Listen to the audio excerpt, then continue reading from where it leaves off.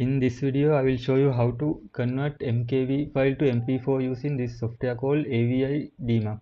It is a free software you can use to not only to convert videos but also to cut and trim videos without losing quality, and that is the most important thing. So let's see how to do it.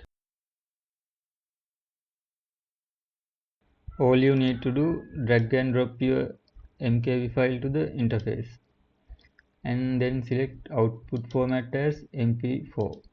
After that, click on this save video button, and that's all you have to do. Here we kept encoding for both video and audio to copy. This means that converted file will keep the original encoding, and that means the video will not lose any quality and it will keep the original quality.